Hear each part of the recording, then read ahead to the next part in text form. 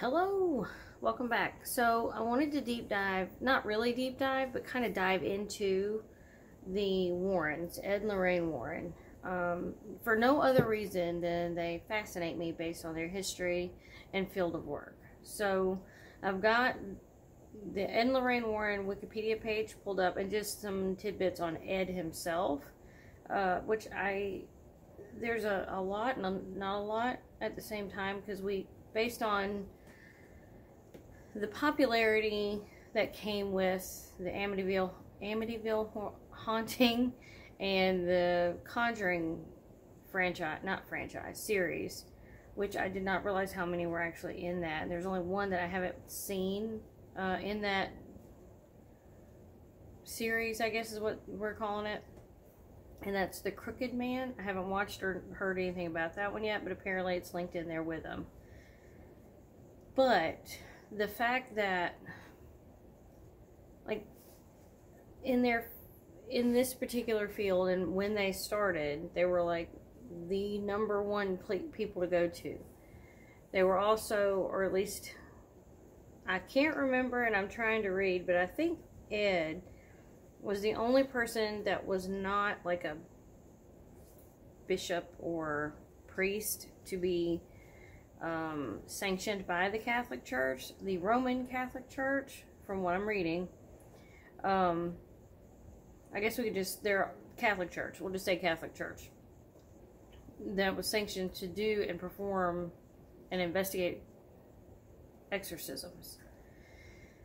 So there's a lot online about them, and then and it's good and bad. It's not, there are no absolutes, absolutely, with the Warrens. You either held them in high regard, or you were a skeptic to everything about them. Well, I personally think I hold them in high regard. One, this is stuff that the average person is scared of, right? They just did things outside the box, and they started, from what I'm reading, somewhere in the 60s to like the 80s. That's who you called above all else. If you couldn't figure it out, you got a hold of them somehow. And they actually got sent to you, in cases that the church couldn't help, right? Which I'll talk about that in another video. But I will say some of the stuff that I'm reading, and you hear it portrayed in the movies as well. And I have not read his books. He does have several books on different things, all paranormal. And I cannot say that I've read them. So I'm just going off the little bit online that I found, and of course hearsay, and then movies and stuff like that. And they were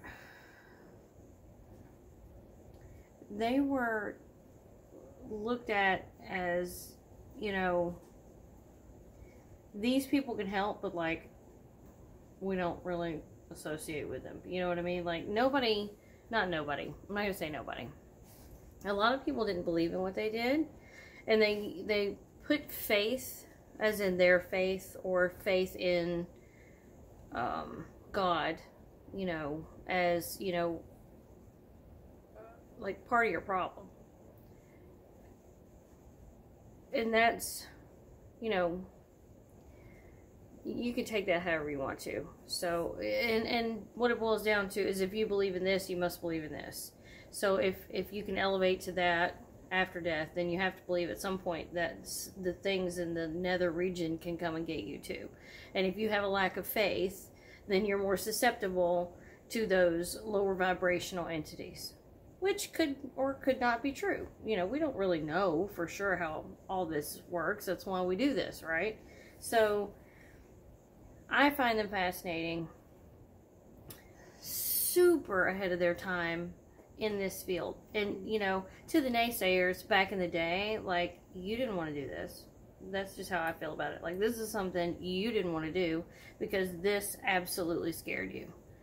You called them to investigate your bumps in the night, not the other way around. Like, they just minded their business and got invited to, like, investigate stuff, when strange, unexplained phenomenon would happen. And I think that's kind of marvelous in the fact that, you know, the average person is scared to death of the things that go bump in the night. And these people went headfirst into it as trailblazers for the paranormal research, you know, community. That's amazing to me. Now, I will say in the movies, things are dramatized and played up and, you know, this, that, and the other. But it's also the movies. Like, the Annabelle doll is not the one that they use in the movies. Everybody knows that. And if you don't know that, look it up. That is not the doll. It's not even a close representation of the doll. The closest they got as a representation was what she could do, and the fact that it was, in fact, a doll. But it was not a doll in that respect. It was a Raggedy Ann doll. And I had several growing up. One that was handmade, and they never freaked me out. But, you know, if it started doing things nefariously, it might freak me out. You know what I mean? But then that's a whole nother situation too, because it wasn't the doll per se that was the problem. It was the entity in the doll, which brings us to those lower level vibrational entities that, you know, you can't invite into your life. We all know how Ouija boards work, and you don't know if that's really your Aunt Hilda or if that's some demon from another dimension. And I say dimension, not hell. That's a different thing. It's also a matter of perspective and your faith and what you believe in, and, you know, this could go on forever. And I'm trying to keep it kind of short because I don't want to bore you. I just think this is a fascinating... There's one of my daggum cats right there. This is a fascinating subject. They're fascinating individuals, and I hate that they're both dead. Oddly enough, Lorraine Warren died in 2019 on my birthday. I didn't know that until I was doing this research. So, he was a self-professed demonologist. Lay expert is how it's described here. As a lay person. Like, he just did his own research and came upon his own findings. Well, there are numerous accounts of demons and daemons. There's two different things. Going back damn near 1,000 years, if not more. You know, in written text. Or glyphs of some sort. You know, I mean, it just... Apparently, this is a thing that has gotten... Like, people haven't carried this lie out for like 1,000 years, I wouldn't think. There is something to it. But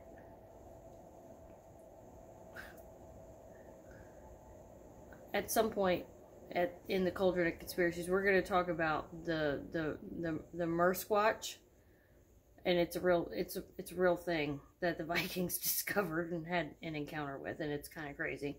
I'm still finding my facts on that, and they're facts because I'm saying they're facts. Like, I don't know if they're facts. I wasn't there when the text was written, but that's a fact to me. Just saying, nothing's out of the realm of possibilities. But anyway, they have an occult museum, and at one time, I don't know if the price of inflation has affected these tickets. They were like $13, and there's been people that would have gone in and looked into the museum that they had in their home, and it was in fact in their home. That was true. Now, whether it stayed in their home or started in their home, I don't know, but it was in their home at least at one point. And you could go in and take a tour. They'd tell you about the different items and things that they held there, and they also, kind of like in the movie, do not touch anything. Well, there was one reporter that I can't find his name at this point in time, and if somebody out there has it, put it in the comments. He went through and touched a whole bunch of stuff, apparently, without them knowing, and it never said anything if it affected him or not. But the thing was, like, you can't, the reason why they say don't touch is because things can latch onto you. We know that, being witches and in the paranormal. Like, you know how easy you could walk through a door and get something attached to you. So definitely don't touch anything. But whether they took spiritual precautions upon entering and exiting during this tour, that light changes my computer.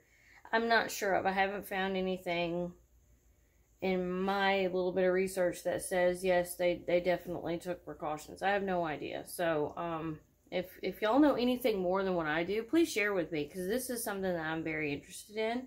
Just because they were doing things that were so outside the box for that time period. It's unreal. And it fascinates me because, like, that takes guts.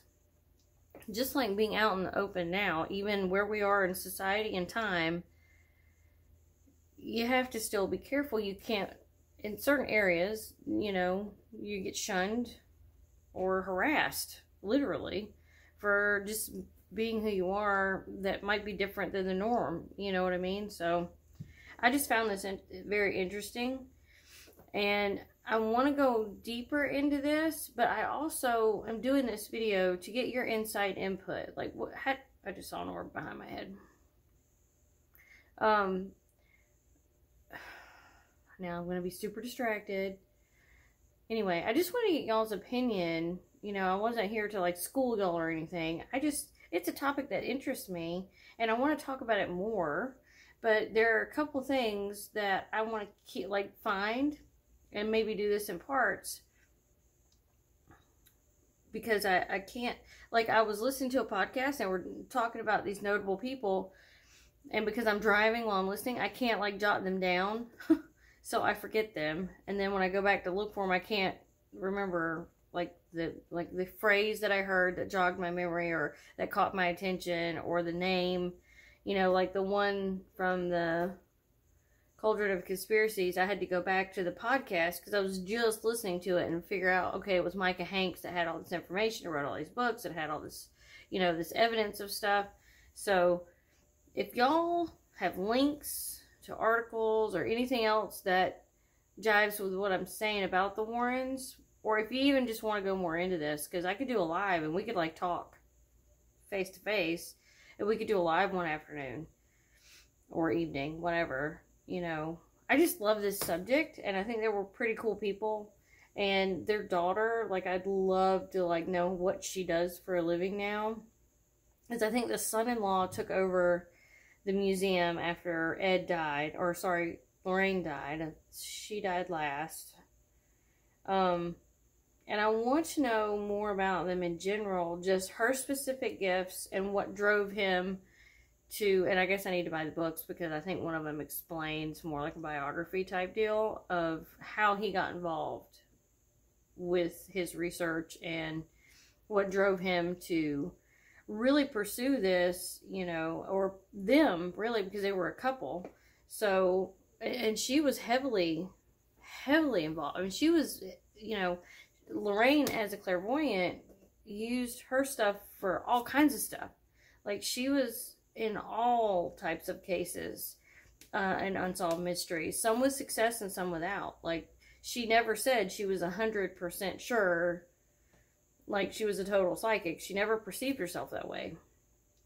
And she never put that out, you know, to the public. Like, hey, if you need something, you know, it's me you're looking for, I can find it for you. You know, she never did that. They were very, like, they knew their stuff, and they were very confident, but they were not arrogant people. They never, in all the interviews that I've watched, they were very humble, very matter of fact, you know. And yes, they were steeped in their faith, but can't judge them for that. We're steeped in what we believe in, you know. So anyway, I just find this fascinating. And we just got back in from 4 hours of fishing and didn't catch one fish. So I wanted to do something productive because our fishing trip wasn't. But it was fun, and we're going to try again tomorrow at the beach. So we didn't make it to the beach today. We're going to go tomorrow.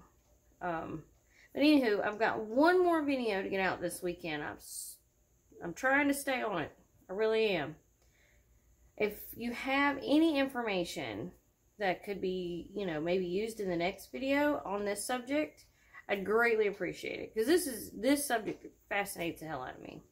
But anywho, if you want to leave me any links, articles, hey, how you doing? You know, I had an article, a person on in my comments from my last video, like, hey, what's up? I was like, hey, cool, that's cool. I don't think I responded yet, but I did get it. So, hey, what's up? But anyway, I'll let y'all go. If y'all have anything that could help, something to spur on the conversation, that'd be great. Y'all have a good night. Stay safe, and I'll see you in the next one. Bye.